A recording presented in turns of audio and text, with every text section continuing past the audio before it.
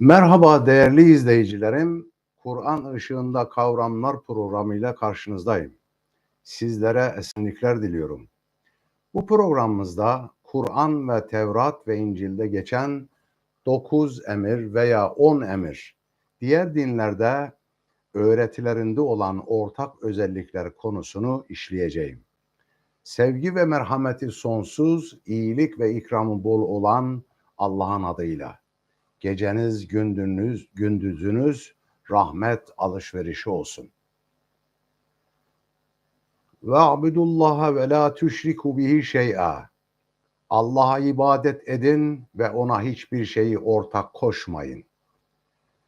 10 emir maddeleri şunlardır. Tek Allah'a iman, putperestlikten kaçınma, Allah'ın ismini boş yere anmama, Şabat gününü kutsal tutma, anne babaya saygı, adam öldürme, zina yapma, hırsızlık yapma, yalancı şahitlik yapma, kibirlenme, başkasının ırzına, namusuna, malına göz dikme.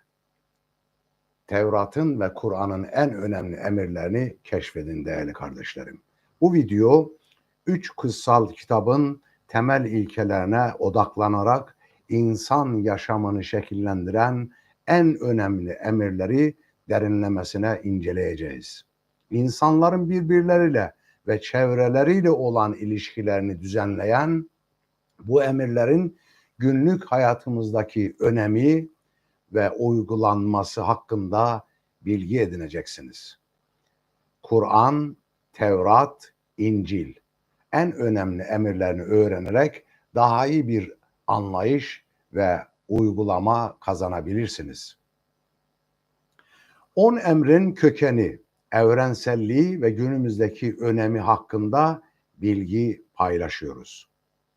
Her emri hem de Tevrat ve hem Kur'an ve İncil perspektifinden ele alarak bu öğretilerin insanlık için neden hala geçerli olduğunu keşfedeceğiz. Bu emirlerin günümüz dünyasındaki önemini nasıl görüyorsunuz? Fikirlerinizi yorumlarda bizimle paylaşın lütfen. Bu emirlerin günümüz dünyasında ne anlama geldiği, yaşanabilir olup olmadığını birbirimizle paylaşalım ve tartışalım kıymetli izleyiciler. Kanalımıza abone olmayı ve bildirimleri açmayı lütfen unutmayınız. 10 emir, Tevrat ve Kur'an'da ortak ahlaki ilkeler. Şimdi konumuzu işlemeye başlayabiliriz. 10 emir ne anlama gelmektedir? İbranice'de 10 söz demek olan, Türkçe'ye 10 emir şeklinde geçen bu emirler, İsrail oğullarını Mısır'dan çıkarken Allah tarafından Hazreti Musa'ya önce sözlü olarak, daha sonra 2 taş levha üzerine yazılıp verilen buyruklardır. Kur'an-ı Kerim ve diğer kutsal metinlerde de buna benzer ahlaki ilkeler mevcuttur. İnsanlık bu maddeleri inandıkları gibi hayata geçirmiş olsalar yeryüzü cennete dönüşür. Maalesef dünyamızda yer yer hukuksuzluklar, ahlaksızlıklar olmaktadır. Bunun önüne geçebilmek için de bu İncil, Tevrat ve Kur'an'da geçen bu emirleri sımsıkı sarılıp, inanıp ve hayata geçirmekle mümkündür. Evet, şimdi ayetle başlayalım. İsra suresi, Nisa suresi 36. ayetten başlıyoruz. 36. ayette Cenab-ı Hak şöyle buyuruyor. Estağfirullah ve abdullah ve la tüşriku bi şey'en ve bil valideyni ihsana. Allah'a ibadet edin ve ona hiçbir şeyi ortak koşmayın. La tec'al me'allahi ilahen ahar fetek'uden mezmumen mahzula. Allah ile birlikte başka ilah edinme. Aksi takdirde kınanmış ve azaba terk edilmiş olarak oturup kalırsın diyor ayet. Evet, bu ayetlere baktığımız zaman, incelediğimizde İlk 3 tanesi yüce yaratıcıyla ilgili, Allah ile ilgilidir. Bunlardan birisi Tanrı'ya ortak koşmayacaksın diyor. Evet, evren yaratan O'dur. Bütün varlığın yaratıcısı, rızıklandırıcısı, nimetlendiricisi, programlayıcısı, planlayıcısı ve terbiye edicisi olan Allah'tır. Dolayısıyla da Allah ile birlikte başka ilahlar, yedek ilahlar edinmeyeceksin. Allah'tan başka putlara da tapmayacaksın.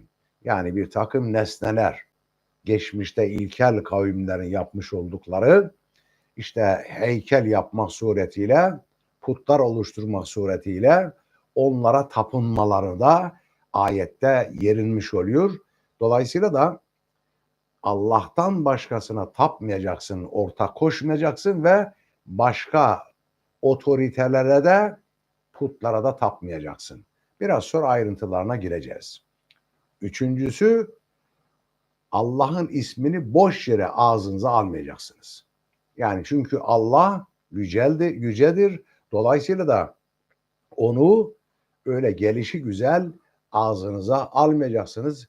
Günlük ideolojik, siyasi ya da kötü niyetli amaçlarınız için Allah kavramını ağzınıza almayacaksınız buyuruyor.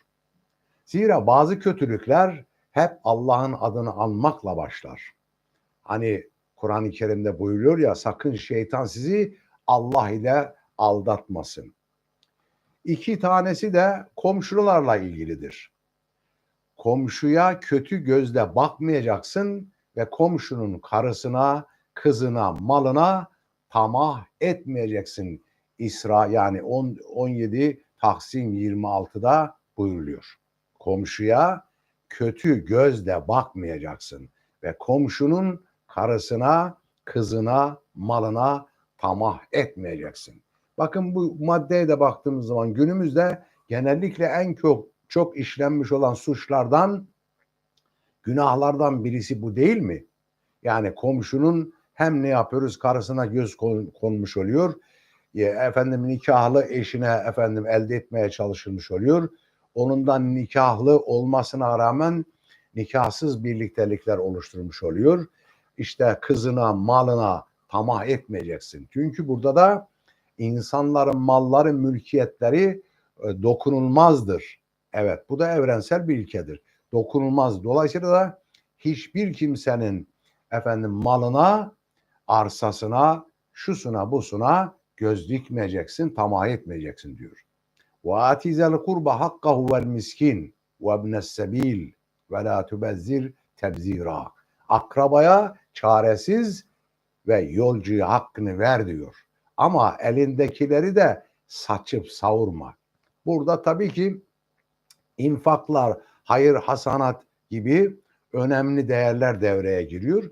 İnfak ederken, hayırlarda bulunurken, bağışlarda bulunurken veya yardım ederken kesinlikle dikkate almamız gereken husus şudur.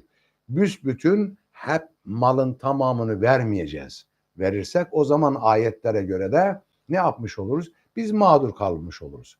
Dolayısıyla da hani şöyle elimizi tarif edecek olursak, infak ederken, sadakalarda, hayırlarda, bağışlarda, yardımlarda bulunurken elimizi büsbütün açmayacağız ve elimizi büsbütün de sıkmayacağız. Yani cimri de olmayacağız. Dolayısıyla da önemli bir uyarıdır. Akrabaya çaresiz ve yolcuya hakkını ver ama elindekinde saçıp savurma. İsra 17 29. ayet.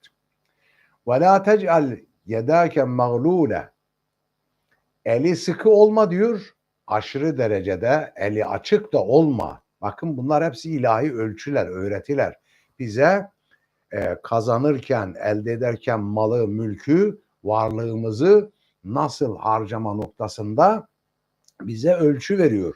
Eli sıkı olma diyor. Yani cimri olma, pinti olma, aşırı derecede eli açık da olma diyor. Yoksa kınanmış ve eli boş bir şekilde oturup kalırsın diyor. Yani malını, varlığını, tamamını verecek olursan o zaman da ne yapacaksın? Hem kınanmış, kendini Vah ne yaptım ben, ne ettim, keşke bir miktarını verseydim, bir kısmı da bana kalsaydı diye hayıflanmaktan ne yapıyor? İnsan önceden tedbirini almış oluyor. Diyor ki ayette, komşuna karşı yalan şahitlik de yapmayacaksın diyor. Bakın, yalan şahitlikte ne yapar? Kişilerin canına, malına, ırzına, namusuna, varlığına zarar veren hususlardan birisidir. Yani yalancı şahitlik bir bakıma iftira etmektir ve yalan söylemektir. Yalan şahit yapmak suretiyle belki maddi bir takım yararlar, menfaatler elde edilmiş olabilir ama başkalarına büsbütün zarar verilmiş olur ki bunu da insanlık dikkate almalıdır. Evet, geri kalan 5 tanesi de insan haklarla ilgilidir ki diğer insanlarla olan ilişkilerimizi belirliyor. Bunlardan birisi, baba ve annene hürmet edeceksin diyor. Ve gada rabbuke alla ta'budu illa iyyahu ve bil valideyni ihsana. Ana babana ve hürmet edeceksin diyor. Onlara saygı duyacaksın. Onların hizmetinde bulunacaksın. Onlara asla yanlış yapmayacaksın. Belki onlar yanlış yapmış olabilirler ama sen yanlış yapmayacaksın. Anne babaların da bazen evlatlarına karşı yanlışları oluyor. Haksızlıkları, hukuksuzları oluyor. Dolayısıyla da ama bize düşen nedir? Herkes kendi görevini yapar. Biz evlat olarak annemize, babamıza iyi muamelede bulunmalıyız. Saygılı olmalıyız. Hizmetlerinde bulunmalıyız. İkramlarda bulunmalıyız. Rabbin şöyle hükmetmiştir. Ondan başkasına kulluk etmeyin, ana babaya da iyi davranın diyor. İyi davranın. Onlardan biri ya da her ikisi senin yanında ihtiyarlık çağına ulaşacak olurlarsa diyor, onlara bıktım, usandım, of bile demeyin diyor. İlgisiz davranma diyor. Onlara gönül alıcı güzel sözler söyle diyor. Bakın ne güzel ahlaki ilkeler değil mi kıymetli izleyiciler? Yine onlara olan merhametinden dolayı kol kanat ger. De ki Rabbim, küçükken onlar beni nasıl büyütüp yetiştirdi iseler sen de onlara o şekilde iyilik ve ikramlarda bulun. Sonra saçıp savuranlar şeytanların kardeşleri de diyor. Bir önceki ayette anlatıldı ya. Yani büsbütün elini açma, saçıp savurma ve büsbütün de cimri olma. Saçıp savuranlar diyor şeytanların kardeşleridirler diyor. Sonra başka bir ayette yine İsra suresi 31'de yani 17 Taksim 31'de buyuruyor ki وَلَا تَقْتُلُوا اَوْلَادَكُمْ خَشْيَةَ اِمْلَاقٍ. Yani öldürmeyeceksin diyor. Bu İncil'de var, Tevrat'ta var ve Kur'an-ı Kerim'de de var. Aslına bakarsanız bütün kutsal metinlerde aşağı yukarı buna benzer ifadeler, ibareler ve aynı zamanda öğütler vardır. Öldürmeyeceksin. Öldürmeyeceksin. İnsanların hayatına son vermeyeceksin. Bakın mesela Kur'an'dan söyleyeyim. Kur'an'da iki şekilde öldürebilme mecburiyetinde kalmak anlamında söylüyorum. Yani öldürme mecburiyetinde kalmak. Bunlardan birisi vatanına kastetmek, diğeri dinine kastetmek. Yani dine karşı hakarette bulunanlara ve vatandan seni etmek isteyenlere karşı savaş hakkı vardır. Çünkü bu bir savunmadır. Dolayısıyla da savaşta hem öldürme olabilir hem de öldürülme olabilir. Dolayısıyla da sadece bunlar var. Onun dışında kesinlikle Kur'an'dan böyle başka hükümler çıkaramayız. Bir de kısas dediğimiz ayetlerde geçer. Kısas hakkı vardır. Onun dışında durup dururken toprak için yani vatanına ve dinine taan etmedikleri sürece onlara iyilik yapabilirsin. İmtihan suresinde geçen ayetler 8 ve 9. ayetler vardır ki Böyle bir şeyle karşılaşmışsa insan mecbur kalmışsındır. Kendini savunacaksın. Ama onun dışında insanlara böyle ideolojik sahiklerinden dünyaya egemen hakimiyet kurma anlamında öldürülme yoktur. Ama maalesef bugün mesela baktığımızda bazı Müslüman aşırı uçlar, radikallerin insan öldürdüklerini görüyoruz. Şahit oluyoruz. Yine bakıyoruz ki efendim İsrail oğullarından Yahudilerin de kendi kitaplarında öldürmeyeceksin diye ifade buyurulurken maalesef yine bir takım siyasi ve ideolojik olarak bir sürü masum insanları öldürebiliyorlar. Esas da bunlara inanmak nasıl bir itikat, bir inanç ise o inanmış olduğu şeyi hayata geçirmek de o kadar önemlidir. Keşke bunları yapabilsek. Evet. Diğer bir husus, haklı bir sebep olması dışında Allah'ın dokunulmaz kıldığı cana kıymayın diyor. وَلَا تَقْتُلُ النَّفْسَ الَّتِي حَرَّمَ اللّٰهُ اِلَّا بِالْحَقِّ. Bakın, haklı bir sebeple olması dışında Allah'ın dokunulmaz kıldığı, bakın insanın canı dokunulmazdır. Malı, canı, ırzı, namusu bunlar dokunulmazlardan. Dini hürriyeti dokunulmazlardandır. Haklı bir sebeple olması dışında Allah'ın dokunulmaz kıldığı cana kıymayın diyor. Bakın bir emir, kıymayın diyor. Kim haksız yere öldürülürse bilin ki biz onun en yakınına bir yetki verdik diyor. O da katili öldürme işinde aşırıya kaçmasın diyor. Yani kısas hakkını veriyor fakat aşırılığı da ne yapıyor? Allah sınır koyuyor, yasaklıyor. O da diyor, o da katili öldürme işinde aşırıya kaçmasın. Çünkü o verilen bu yetkiyle gerekli yardımı zaten görmüştür. Diğer bir husus, çağımızın en büyük hastalıklarından, sıkıntılarından birisi yeryüzündeki yoksulluk meselesidir. Yoksulluk.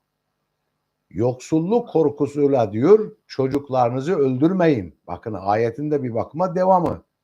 Yoksulluk, yani bu çocuk ne olacak, işte aç kalacak, perişan kalacak falan deyip de o çocukları daha anne karnındayken öldürme kastediliyor veya anne karnından çıktıktan sonraki halinde de öldürme yasaklanıyor. Onlara da size de rızık veren biziz diyor Allahu Teala.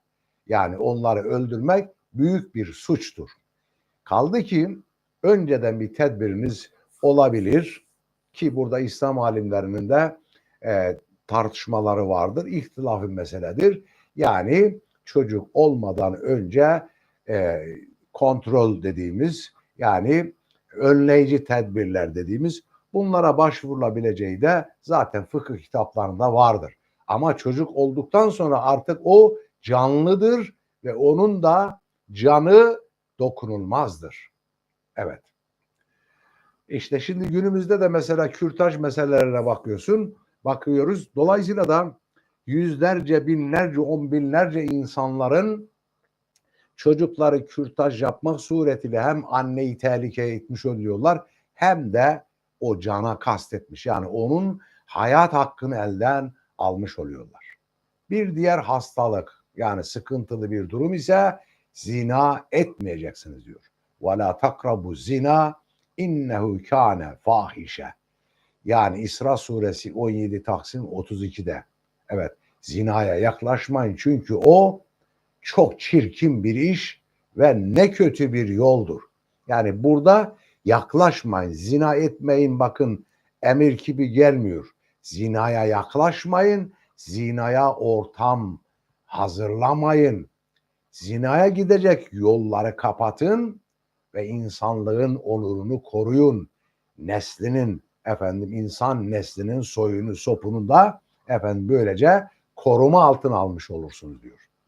Tabii ki burada zina kavramı işlenirken, geçerken evli olan yani birilerinin nikahında bulunan kişilerin nikahlıyken erkeğin kadınla, kadın da bir başka erkekle ilişkide bulunması büyük muhtemel o kastedilmiş oluyor. Benim anladığım kadarıyla bu. Zira öbür türlüsü yani evli olmayanların ise onların ise fuhuş kategorisine giriyor. Dolayısıyla da demek ki bakın bu da bugün yeryüzünde yaşayan insanlığın sorunlarındandır ki zinaya yaklaşmayın diyor. Çünkü o çirkin bir iş ve ne kötü bir yoldur. Bir diğer ahlaksızlıklardan birisi çalmayacaksın diyor. Çalmayacaksın. Sana ait olmayan bir malı, bir nesneyi, bir şeyi, parayı, altını neyse onu çalmayacaksın. İsra 17-30. Çalmayacaksın. Bu aslında bütün dinlerin tamamında da vardır. Dolayısıyla da çalmayacaksın emrine uymak lazım. Başkalarının malını çalmayacağız. Kendi şeyimize, ukdemize geçirmeyeceğiz. Evet, kamu malından çalmayacağız. Kamu malını çarçur etmeyeceğiz. Dolayısıyla da bütün bunların hepsi tamamı kul hakkına girer. Ölçerken ölçeyi tam doldurun ve doğru tartıyla tartın diyor. Böylesi hayırlı olur ve en güzel sonucu size verir diyor ayet. Demek ki bu da günümüzde de alışveriş yaparken ticarette ilişkilerimizi düzenleyen bir ayettir. Ölçerken tam doldurun diyor ve doğru tartıyla tartın. Hile yapmayın, aldatıcı olmayın, oradan da çalmayın demek isteniyor. Rabbin tercih ettiği kişi için diyor rızkı genişletir, kimisinde daraltır diyor. O zaman rızkı da rızku alallah, rızıklar Allah'ın üzerinedir. Ancak siz de ne yapacaksınız? Çalışacaksınız. Fakat başkalarının rızkını kesmeyeceksiniz. Başkalarının eline geçecek rızkı engellemeyeceksiniz. Evet, tas tamam hakkını vereceksiniz demektir. Ergin hale gelinceye kadar yetim malına yaklaşmayın. Onun için en yararlı bir yolla olursa başka diyor. Bir de verdiğiniz söz yerine getirin diyor. Yani demek ki burada da yetim malının korunması ile ilgili çok önemli ilahi bir ilkedir. Ve aynı zamanda da insanlar konuşurken, söz verirken sözlerine de çok dikkat etmelidirler. Evet, başka bir ifadede hakkında bilgi sahibi olmadığın şeyin peşine körü körüne takılma diyor. Çünkü sen dinleme, görme, basiret ve gönül özelliklerinden dolayısıyla sorumlu tutulacaksın. Şimdi bakın, bu da genellikle baktığımızda işte haberleşme, kitle haberleşme, medya haberleşmesi, basın, yayın vesaire bunları da hesaba katacak olursak çok önemli bir uyarıdır bu. Bilgi sahibi yani gözlemleyeceksin, göreceksin, duyacaksın ve işi sağlama alacaksın, sağlamasını yapacaksın, teyit edeceksin. Ondan sonra o bilgiyi başkalarına ulaştıracaksın. Hani ayette diyor ya elem nec'allehu ayneyn ve lisanen ve şefeteyn ve hedeynehun necideyn. Size iki göz verdik, iki kulak verdik ve bir ağız. Yani iki göreceksin, iki duyacaksın ve bir söyleyeceksin demektir. Şimdi bugün de basın yayın yoluyla, kitle iletişim haberleri yoluyla, sosyal medya yoluyla ne hanımanlar yıkılıp, ne evler yıkılıyor, ne banklar yıkılıyor değil mi? İşte grupların çatışması, siyasi grupların birbirlerinden kavga etmesi, vay sen bana böyle demişsin, vay şuna böyle demişsin falan. Bütün bu gerginlikler kutuplaşmalara sebebiyet vermiş oluyor ki basın yayında mutlaka ne yapması lazım? İyice haberi kaynağından doğru bir şekilde alıp kamuoyunu doğru bir şekilde bilgilendirme vazifesini yapmalıdır. Bu da çok önemli. Yani mesela iki devlet arasında savaşta çıkabilir bu yalan haberlerden dolayı değil mi? Bunlara çok dikkatli olmak lazım. Yani bütün herkes duyarlı olması lazım. Evet. Diğer bir husus diyor ki bu da insanın kendi karakteriyle ilgili. Yeryüzünde böbürlenerek yürüme. Sen ne bastığın yeri delebilirsin ne de boyun dağlarınkine ulaşabilir diyor. Bu da kibirlenmeyi ne yapıyor? Bize yasak kılıyor.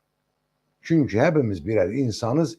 Hiç kimsenin kimseye takvanın dışında bir üstünlüğü yoktur. Evet, bütün bu sayılanların tamamı diyor Rabbin katında hoş karşılanmayan şeylerdir. Yani sıraladık ya, bu anlattık ya, bütün bunların tamamı Rabbin katında hoş karşılanmayan şeylerdir ki akla uymayan, maslahata uymayan, vicdana, merhamete, ahlaka uymayan, insaniyete uymayan, dindarlığa da sığmayan şeylerdir. Hepimiz bundan uzak durmalıyız. Şimdi kıymetli kardeşlerim, bu 10 emre baktığımız zaman ilk 3 tanesinin Allah ile ilişkileri düzenlediğini, 5 tanesinin insanlar arası ilişkileri düzenlediğini, 2 tanesinin de komşuyla ilgili olduğunu görüyoruz. Aslında komşuyla olan 2 emir de insanlar arası ilişkilerle ilgilidir. Allah ile ilişkiyi düzenleyen 3 maddeden sonra geriye kalan 7'si insanlar arasındaki ilişkiyi düzenlemeye yöneliktir. Hepsi de temel hukuki, insanların hukukunu belirler. Öldürmek, yaşamakla çalmak, emek ve alın teriyle zina etmek, sözleştiğimiz kişiye yalan söyleyip kandırmakla ana babaya hürmet, bizi yetiştirip büyütenlerin üzerinde olan haklarına saygı göstermekle ilgilidir. Evet, öldürmek yasaktır, yaşatmak insanlar için önemlidir, çalmak yasaktır, emek ve alın teri kutsaldır, zina suçtur, günahtır, sözleşmiş olduğumuz sözleri yerine getirmek önemlidir, anne babaya da hürmet elbette ki çok önemli ahlaki değerlerdendir. Şimdi bu ilk ortaya konulan 10 emir acaba sadece Tevrat'ta mı geçiyor? Ondan öncesi bir yerde geçmiyor mu? Kur'an'da da var bu hükümler. Hatta önceki peygamberlerin öğretilerinde de vardır bu. Ondan öncesi durumlarda da geçiyor. Evet, ondan önce hem dini metinlerde hem de imparatorluk kanunlarında buna benzer yasaklar ve emirler hep olmuştur. Mesela Hammurabi kanunlarında bunların bazıları geçer. Dini maddeler vardır. Onlar da aşağı yukarı 10 emride geçen sözlere benzer sözler vardır. Nuh Aleyhisselam'ın 7 kanunda şöyle sıralanır. Puta tapmamak, Tanrı'nın ismini mübarek kılmak, bu isimle lanet etmemek, yani Allah'ın ismiyle lanet etmemek, cinayet işlememek, cinsel haksızlık yapmamak, hırsızlık yapmamak, adil bir yargı sistemi oluşturmak ve uygulamasını sağlamak, canlı bir hayvan etini kopartıp yemek. Bakın bunlar da yasaktır. Bunlar da Nuh Aleyhisselam'ın öğretilerinde, yani ona gönderilmiş olan ilahi metinlerde geçer. Bu 7 prensipte 10 emire benzer bir şekilde demin dediğimiz gibi Nuh'un 7 kanunları da bilinir. Ve dini dünyada aynı zamanda yaygın olan bilinen şeylerdendir. Bu da aşağı yukarı 10 emirdeki insan ilişkilerini düzene sokma amacıyla vaat edildiği görülmektedir. Bütün bunlar kıymetli izleyiciler, insanlık tecrübesinde ortaya çıkmış ve insanların nasıl birbirlerine zarar vermeden barış içinde adalete uygun bir şekilde yaşayacaklarının bulunmuş örnekleridir. Bütün insanlık farklı dinlere, kültürlere, coğrafyalara sahip olan insanların bir arada yaşamalarını temin edebilecek önemli, geçerli ilkelerdir.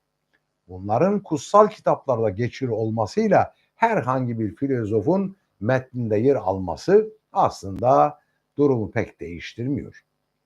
Çünkü hepsi de aşağı yukarı aynı şekilde aynı şeyleri söylemiş oluyorlar. Bugün dünyada insanlık tecrübesinin en gelişmiş ve ilerlemiş hukuk metni Avrupa Birliği mevzuatıdır.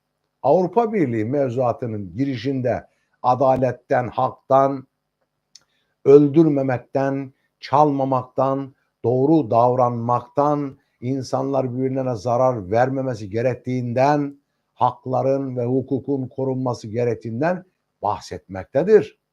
Ama buna rağmen her milletin, hatta en ileri metinlerde yazılmış olan yasalarda geçmesine rağmen hala insanlık bu suçları işlemeye devam ediyor. Aşağı yukarı dünyanın bütün anayasalarının girişi hep böyledir. Ve yine dünyadaki ceza yasalarının tamamı neredeyse 10 emirde ve Nuh Aleyhisselam'ın 7 kanununda ifadesini bulmaktadır.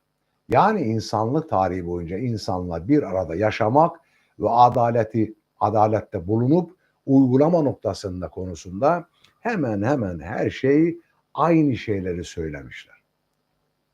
Mesela neyin söyleneceği, adaletli olmak için nelerin yapılabileceği, yapılmayacağı değildir. Mesela bunları icraata geçirmektir. Yani bir şeyin kanunlarda, yasalarda, metinlerde olması veya kutsal kitaplarda yazılı olması elbette ki önemlidir. Ancak önemli olan o yasaların ve kanunların uygulanabilir olması, fiiliyata geçmiş olması, hayata geçmiş olması çok önemli. Yoksa aşağı yukarı herkes aynı şeyi söylüyor. Acaba 10 emir, Nuh Aleyhisselam'ın 7 kanunu, davranış yasası, Buda'nın, Konfüçyüs'ün bilmem bütün filozofların sözleri hepsi geçiyor ama bunları dinleyen, inanan insanların hayata geçirmediklerinde bir gerçek olarak görmekteyiz. Evet, kıymetli izleyiciler, bütün bunların hepsi Kur'an'da geçiyor ve diğer kutsal kitaplarda geçiyor. Çünkü Kur'an-ı Kerim kendisine musaddık diyor. Musaddık kendisinden önce doğru namına ne kalmışsa hepsini sürdüren kitap demektir. Yani bütün kitaplarında aslında öğretilerin tamamı Kur'an-ı Kerim'de mevcuttur.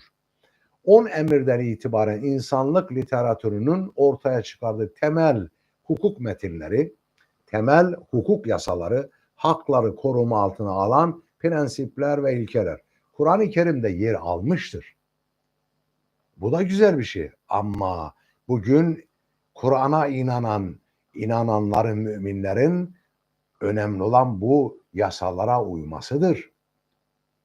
Evet, dolayısıyla da Kur'an-ı Kerim'de yer almış. Bunlar çeşitli surelere dağılmış bir şekilde yer almaktadır. Bir olay meydana geldiğinde o olayı düzene sokmak amacıyla söylenirler. Mesela bir yerde geçer ki öldürmeyin, kan dökmeyin, fesat çıkarmayın, hırsızlık yapmayın der. Başka bir yerde ise ayetlerde rüşvet alıp vermeyin, adaletli davranın, dürüst olun, aklınızı kullanın, doğru düşünün, şeytanın peşinden gitmeyin. Yani kin, öfke, nefret, haset, kıskançlık gibi insanı büyük suçlar, günah işlemeye yönelten doğrulardan içinizi arındırın diyor demek istiyor. Bu şekilde çeşitli sayfalara yayılmış hale geçen ayetlere baktığımızda insanlıkta o ana kadar var olan tüm hakları düzenleyen hukuk temellerinin hepsinin tek tek zikredildiğini ve devam ettiğini de görmekteyiz. Peki bunlara yönelik olarak Kur'an'ın getirdiği yenilik nedir? Kur'an-ı Kerim'de insan haklarıyla ilgili değerli izleyiciler, insan haklarıyla ilgili olan suçlar cezalandırılmıştır.